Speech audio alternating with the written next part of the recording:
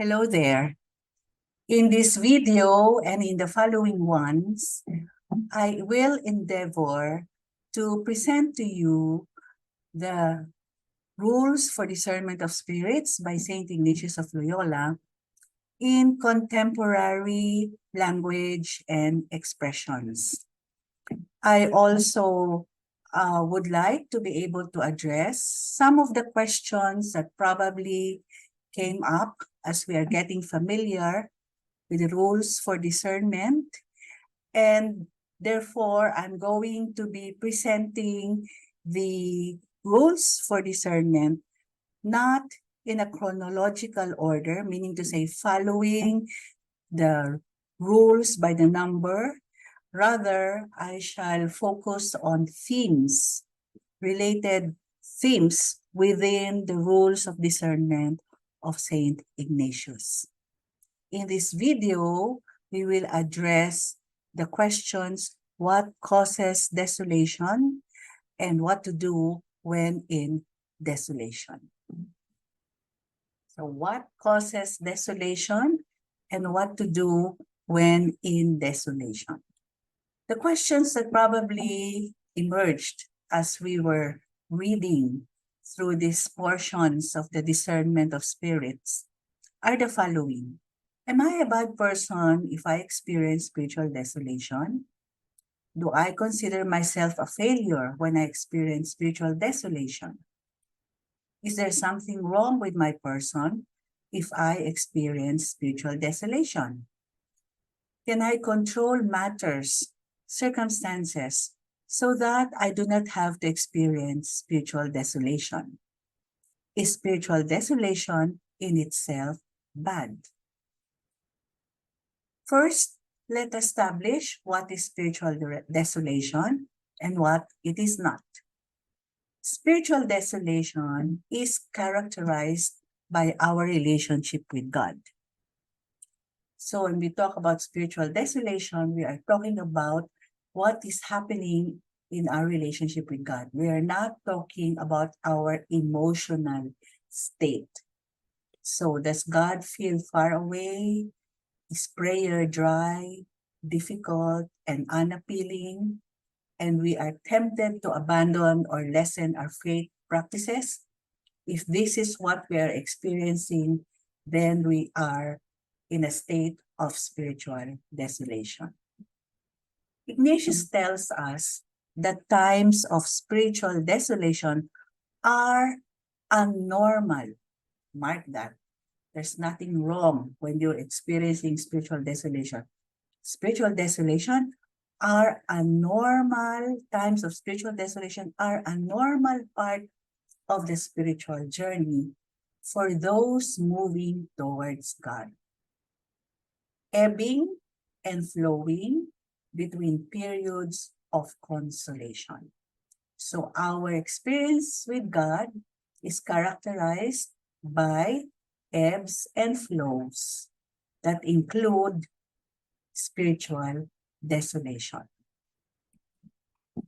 The spiritual desolation of which Ignatius speaks should not be confused with psychological or medical conditions which bring on depressive feelings and sometimes require professional help.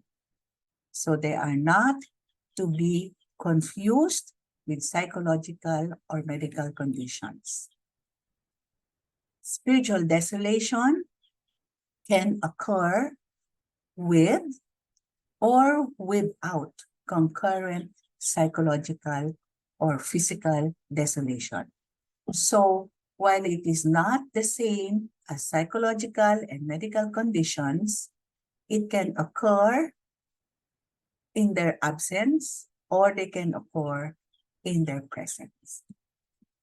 Spiritual desolation, Ignatius tells us, comes upon those earnestly seeking God. So who are those who are likely to experience spiritual desolation? It is even a characteristic found or an experience found among people who are seriously seeking to know their God seeking to come closer to God. Those are the ideas of Christine Watkins. So let's go now to what causes desolation. So we now know what spiritual desolation is, what it is not, and we are told that it is hard. It's normal in terms of our spiritual journey. So what causes desolation?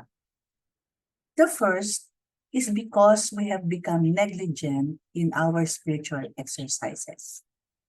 So we have been lazy. We have stopped doing some of our spiritual practices like prayer, mass, sacrament of reconciliation, and we have given into selfish desires, neglecting a relationship with God in some way, and therefore, through our faults, through our negligence, spiritual consolation withdraws from us. Okay? Look at this. Because of our negligence, spiritual consolation disappears. Spiritual consolation withdraws from us, and instead, what we experience is spiritual desolation. The second reason why we experience desolation is that God tries us to see how much we extend ourselves to serve and praise Him without a sense of His grace or consolation, testing our patience and commitment to God despite any dryness, darkness, or absence of spiritual gift.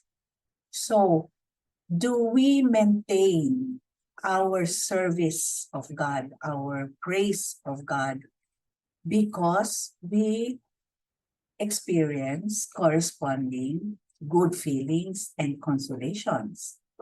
So, are we able to remain? Are we able to persevere in serving and praising God, even when there are no good feelings that come with it? And therefore, we experience spiritual desolation, this is a way of asking ourselves that question. Do we love God, or it's just love for God's gifts? So do we remain faithful to God only when we have good feelings about that come or go with serving and praising Him? Or do we love God? Do we continue our service and our praise of God even in the absence of good feelings? So we are faced with a question, do we love the giver or do we love the gifts? The third cause of desolation is to help us feel and understand that spiritual consolations are graces from God and not due to our own striving, lest we become prideful and attribute them to ourselves. So when we experience consolation, it's not the result of our efforts. It does not come about to us because of what we are doing. Rather, they are gifts, regardless of what we are doing for God or not doing for God. Consolations are gifts from God. It is a reminder of our reliance on God, and that consolation is a gift, not something we can own or attribute to our efforts or control. So there we have it, the three reasons why we experience desolation. So in the first one, we have been negligent. It's through our own faults. In the second one, we have been very faithful, and yet there are no good feelings that come. And it is because it's a chance for us to really test whether we are there for God or we are there for God's gifts. In the third one is that consolation is not within our control. So does spiritual desolation serve a purpose? Earlier, it has been established that spiritual desolation is a normal part of our spiritual journey. So if it's a normal part of our spiritual journey, does spiritual desolation serve a purpose? Spiritual desolation, Ignatius has told us, comes upon those earnestly seeking God. So God has a saving purpose in allowing the trial of spiritual desolation. And what is that? That we might grow closer to Him. Maybe this is a bit difficult to understand, no? That trials or spiritual desolations are part of what makes us closer to God. Let's look at how the first cause, negligence, can actually serve a desolation because of negligence, can actually serve a purpose. So when we begin to experience the loss of consolation, then we begin to stop and ask ourselves, no? What is happening? What have I done or what have I not done? And this awareness of our negligence will call our attention back to God. We are going again now to look at our relationship with God, look at how we are responding to God's invitation of love or to God's love for us. So when we begin to experience desolation because of negligence, it's God's way of calling us back to Him. In the second cause, in which we are now challenged to look at whether who we truly love. Is it God's gifts or is it God whom we truly love? By when we experience that God or the good feelings that come with loving and serving God are not there, then this is our chance to be able to develop or to purify our love for God. And so we say, this is an opportunity to love God out of love alone. I love God not because of any good feeling or consolation. We will not love God because we get something out of it. Rather, we will love God because He is our God and worthy of our love. It's easy to love when there is a clear benefit, like when we have all the consolations that go with our loving God. But it takes determination, commitment, and integrity to love when the benefit is less apparent. Our love of God, therefore, grows in determination and commitment. So not always receiving consolation in spite of our great service, our dedicated praising and fidelity to God, as it when we persevere in those acts in spite of the absence of good feelings, we learn to love God more purely and we learn to love with greater determination and commitment. So we develop the virtue or the value of pure love and loving that is determined and committed. What about in the third cause? What does it serve if we are experiencing spiritual desolation, as described in the third reasons for why we experience spiritual desolation? It says here that in the third cause, we are taught, no, we are brought to a realization that consolation is beyond our ability to obtain and maintain. This knowledge, this realization, enables us to grow in humility and dependence on God. We come to realize that all is a gift from which we must eternally be grateful. We realize that the good feelings of consolation are not a right.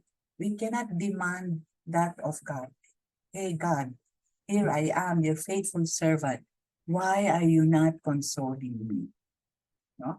That is not for us to demand, and it is not a right. Good feelings of consolation are not something we have earned.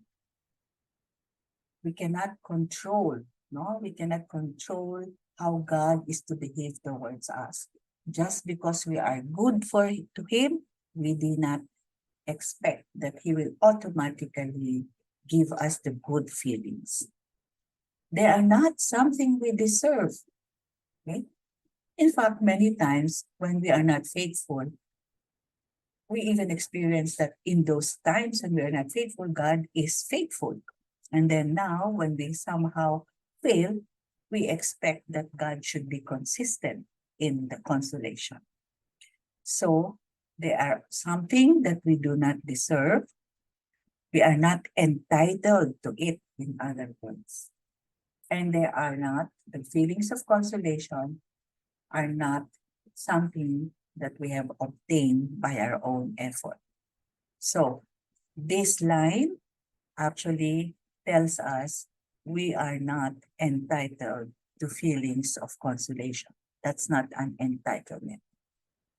Rather, we realize that without God, we are nothing. Without God's grace and mercy, we can do nothing and cannot obtain the fullness of life. This humble recognition will better prepare us to be more receptive to the unlimited gifts of grace that God wants to bestow upon us.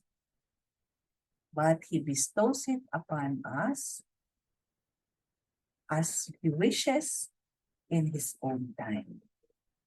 This humility reveals to us the truth of who we are and who God is. The first principle and foundation, Saint Ignatius expresses who God is and who we are. God is creator, we are creature. And so that is what we hope we come to realize when we realize that we cannot control feelings of consolation. So, while God may seem absent in desolation or doesn't seem to care for us, we must remind ourselves the opposite is true. Now, why does God seem absent in desolation? And yet Ignatius says God has never really abandoned us. It is because God is there in a different form, in a different way, in a different phase, not in the particular way we know God or in the particular form we recognize God.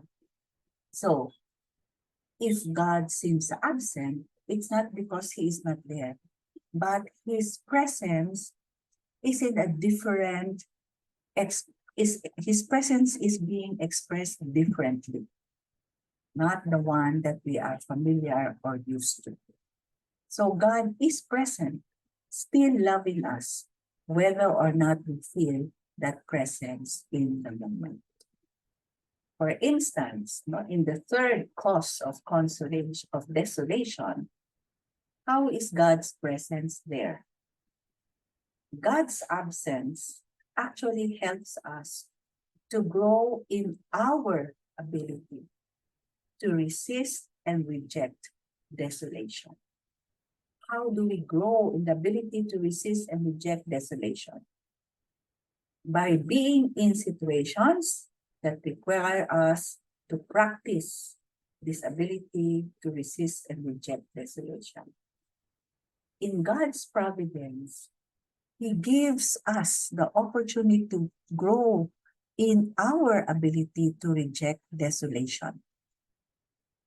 So He seems to be absent. We are left on our own in order that we may grow in our own ability to reject desolation.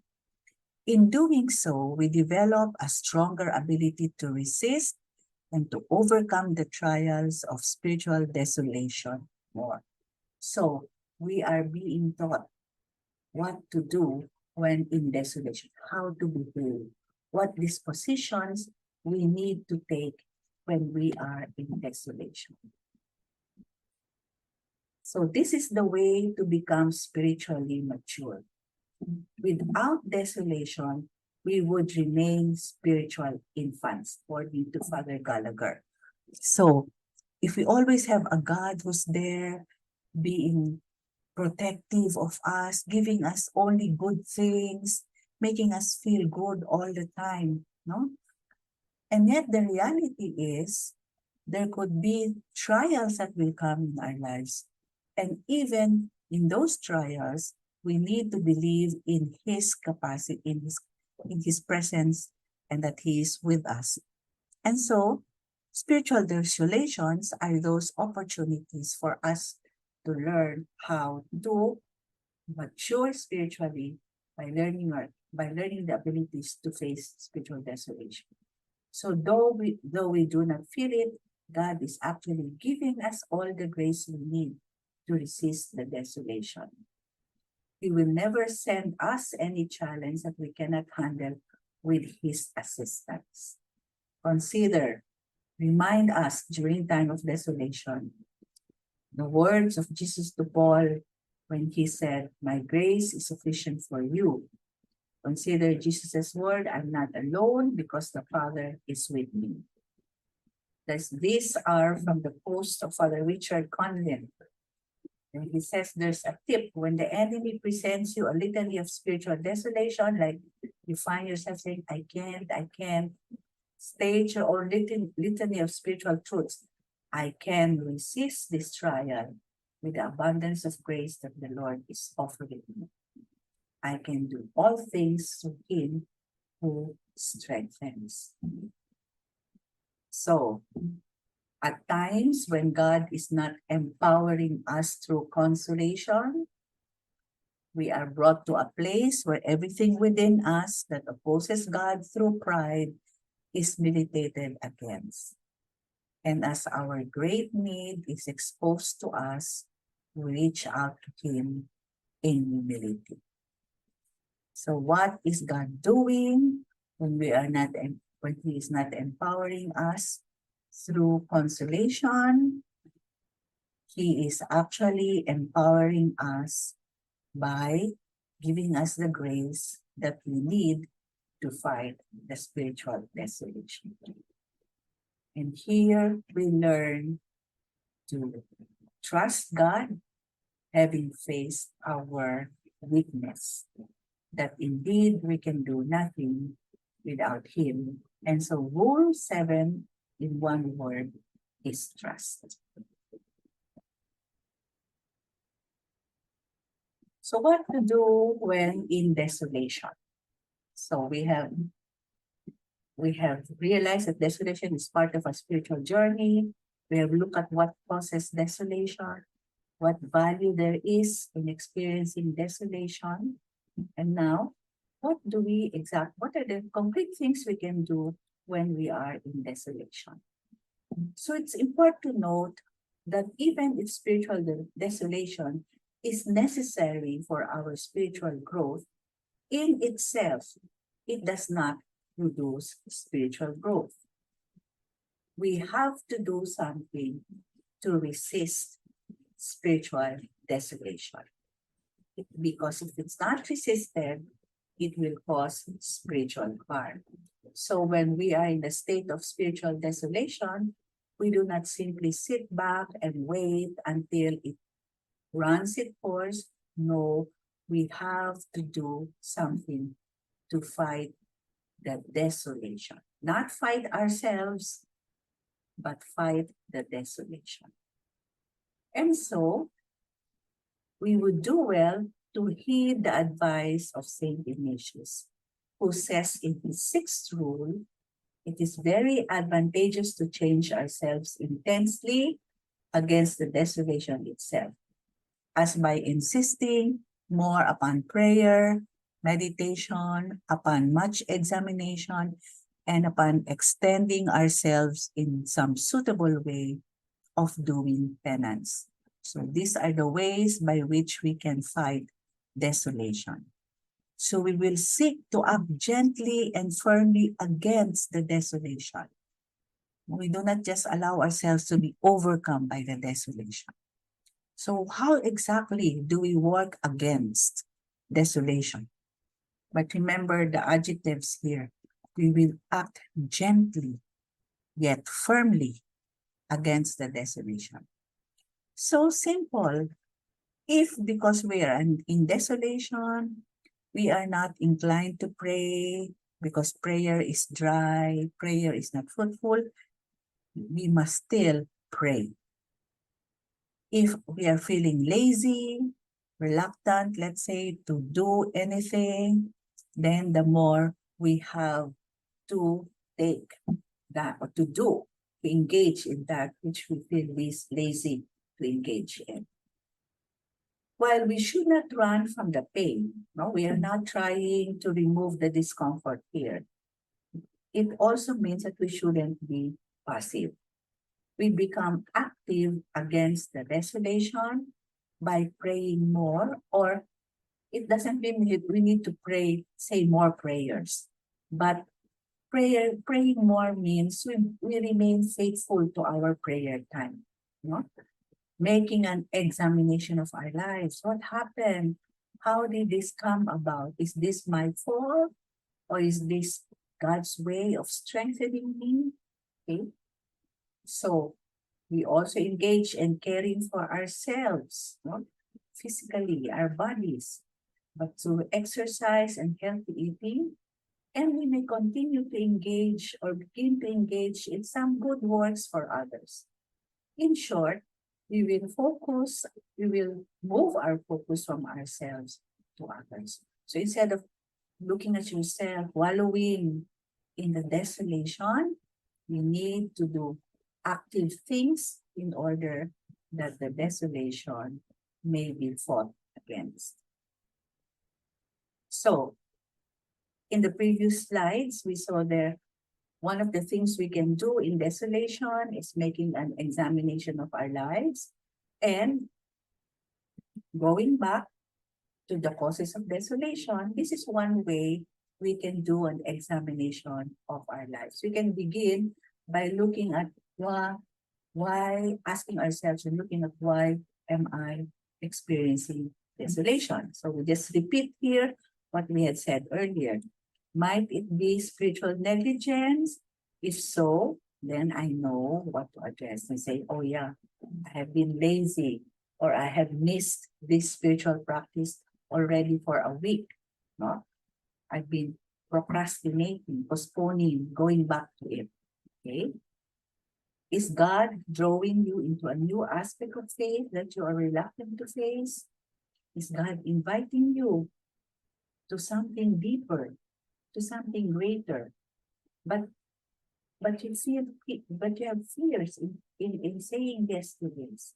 So if that is the reason why you're experiencing desolation, then seek to face your fear. Is God reminding you of your need for Him? Paul's thorn in the flesh. So if so, seek to accept your vulnerability and dependency.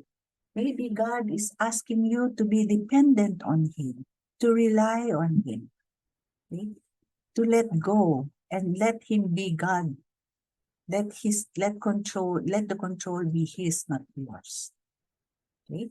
So this is one of the things that one of the first things that we probably will do in order to understand and therefore address our spiritual desolation. Okay. So in desolation, the evil spirit is trying to derail us and cause us to divert our path from God. Therefore, in desolation is not a time to change or make new decisions. We must stay with decisions we had formerly made in peace and consolation. In spiritual desolation, there is one change to be avoided. Don't make major life-changing decisions. Don't go back on the decision made in consolation. So what is the point of this entire slide is never, says St. Ignatius, go back on a faith-filled, God-centered proposal or determination made before the desolation began, because the good spirit counsels us more in times of consolation, and the evil spirit advises us in our desolation, trying to root up and destroy what God has tried to plant.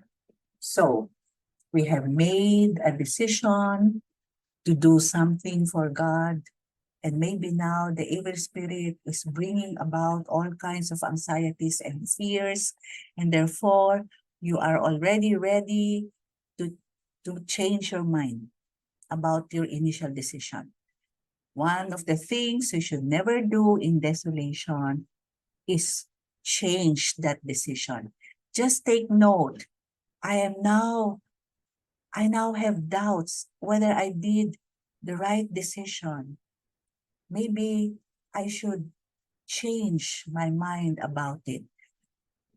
Those questions will come to you. It's okay to be aware of them, to take note of them, but wait, do not change your decision, especially if that was a decision that was made in consolation. And now that we are in desolation, the counsel of the evil spirit will not be able to give us the right way to a decision. So again, repeatedly, it is said here, when in desolation, never make a life decision in a time of affective and spiritual desolation. Whatever the previous thing that you have done or decided on that is now being put to question, is okay. It's okay to be aware that there are questions about it, there are doubts about it, but do not yet make a final decision. Both affective and spiritual desolation can impair our judgment and induce confusion and sadness. When we are in desolation, we're not in our right state of mind and feelings. This is why Ignatius counseled that you should never make a life decision when you're experiencing desolation, either affective or spiritual. Now, so we are told to wait, be aware of the confusion, of the doubts, of the questions, but wait. And so spiritual desolation is a time for patience, no? The spiritual life has its ups and downs, no? Roller coaster, alterations between consolation and desolation. We do not like this. Especially we want to stay only in consolation, no? But when you look at movements in life, ups and downs are signs of life, no? Remember when we go to the hospital and then there's a machine that shows us about the heartbeat of a person, no? And it goes up and down as long as the machine lines are going up and down. We say there's still life in the person. But the moment the machine shows a straight line, a straight line means death, no more life. So movement in life, ups and downs in life are signs of life. But of course, our natural tendency is to want to remain only in consolation, and we do not like desolation. But that is how life is. It is made up of ups and downs. And the intensity and duration of the ups and downs may vary, but it is a normal pattern of spiritual life for us to alternate between consolation and desolation. Know that desolation is temporary and it will pass because of the up and down nature of our life. And desolation is not the same as depression. So have patience in desolation, knowing that it will pass. We can remind ourselves that we experienced consolation in the past and that consolation will come again. So it's good that both are movements, because if they're not movements, we can either find ourselves stuck in consolation, then that's no problem. But if there are no movements, and we could get stuck in desolation, and that's the most difficult place to be in. So, to courageously carry the burden, endure the trial, fight off negative thoughts, and stand firm in the battle is what we are being advised in time of desolation. No matter how we feel, fight. A conscious effort demanded here. To be patient in desolation requires work. In the desolation, the enemy tempts us with anxiety. Oh, you're in desolation. Or pressure us, get out of it. Huh? You have to get out of it now. It's so heavy to bear. These are the vexations that are contrary to the development of the virtue of patience. Since we can easily escape something, so readily escape anything that is anxiety-provoking, burdensome, we will never develop the virtue of patience. The key thing is to know that God's loving call to growth reaches them in both spiritual consolation and desolation. Remember, God is also trying to reach us to help us grow in the spiritual life through desolation. So we're back to the questions that we probably have posed to ourselves. Am I a bad person if I experience spiritual desolation? Do I consider myself a failure when I experience spiritual desolation? Is there something wrong with my person if I experience spiritual desolation? Can I control matters and circumstances so that I do not have to experience spiritual desolation? Is spiritual desolation in itself bad? I hope that this presentation had helped you find answers to those questions.